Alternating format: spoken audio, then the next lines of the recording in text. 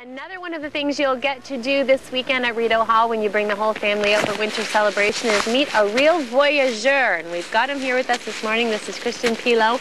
He's the voyageur extraordinaire. Good morning to you. Good morning, Angie. How are you? I'm well. How are you? I'm very good. Good. So what does that mean to be a voyageur and that you are a real one? Well, for starters, I'm not an actor in a costume. Yeah.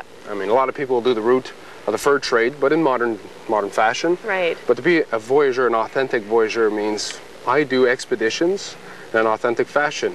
Period correct clothing, period correct food, no tents, no sleeping bag, no bug spray, no sunglasses, no toilet paper, no toothbrush, no soap, no modern food, no money, no ID, nothing. Just strictly the equipment, the food, the clothing of the voyageurs. And what type of expeditions do you do? Where do you go?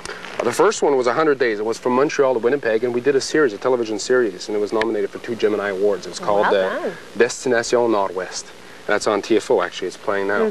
The second one was in Témiscamingue. We did about a two-week trip to test out some equipment. And then this past summer, as a matter of fact, we did the Étienne Brûlé expedition, which was from Ottawa down the Rideau Canal to celebrate with UNESCO. Okay. Down towards Lake Ontario, up through Georgian Bay area, Trans-Severn area, up the French River, across Lake Nipissing, down the Mattawa River in the portages, and then down the Ottawa River to come back. All paddling? 61 days, that's correct. And we're preparing for our 2008 now. And where will that be? Well, we have two options. We're looking at either from Ottawa to Indianapolis, or from James Bay down to Témiscamingue. Now, when I say down, we're actually going to be going against the current.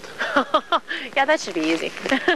Now, this weekend here at Rideau Hall, you're going to be telling people about all of this and doing demonstrations as well. Absolutely. I'll be talking about, and I'll have some equipment with me, the voyageur life in winter, but also life in the summertime, the food, what did they eat, what kind of equipment did they have. You have some food with you. I've got breakfast. You have breakfast, which is breakfast, lunch, and dinner. It's what you would eat all day long. Yeah. What is it? Well, what they would have is, there was 2 types of voyageurs. From Montreal down to, or up to Thunder Bay, they were known as pork eaters. Okay. So they would eat pea soup with pork fat. Not the meat, just the pork fat. Just the fat. And this is what we would have. It's like taking a steak, cut the fat off, put it in your mouth. Right. That's what you're eating. And that's all you eat. That's what you eat. And for the most part, come around lunchtime, sometimes when it's 30, 35 degrees outside, it's kind of gets sour, kind of gets bad, but you still got to eat it. Oh my goodness. You don't have much in terms of... Okay, there's something else you're going to do for us this morning. Show us how to make fire the way they did in the 1700s. Flint and steel. Flint and steel. We don't have no matches. In the palm of my hands. Okay. All right.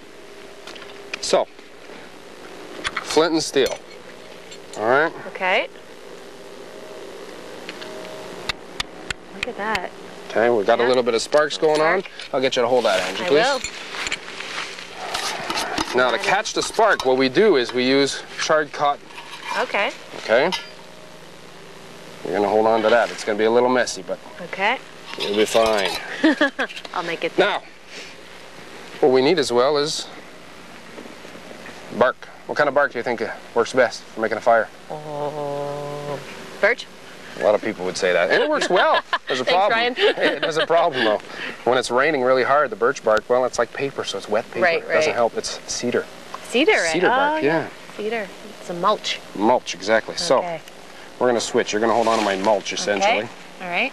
And I'm going to take my flint and steel. You're going to make fire right in my hand? Well, I'm going to make it in my hand because I don't want to burn your gloves, quite frankly. Now, okay, they're hot paws.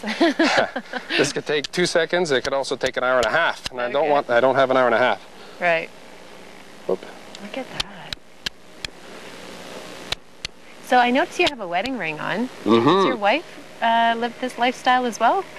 Does she think you're nuts? Well, she thinks I'm a little bit on the nuts side, but I mean, it is part of my heritage. I have a voyageur lineage, and I'm métis.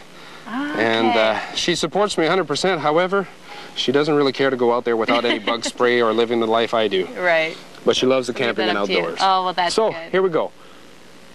Look at that. Oh. It wants to get. At Rideau Hall this weekend, you can meet Christian and find out about the voyageurs and explorers, about that time and some of the history, and see what else he has in terms of demonstrations. And there's going to be games and competitions that you'll be able to take part in as well. Look at that. There it goes. There we go. We got a small fire in the palm of his hand from a true voyageur. Thank you so much, Christian. That's fantastic. It's a pleasure to meet you. Would you blow it out before it burns me? Yep. Thank you. All the best with your next expedition, 2008. Thank you very much. This year.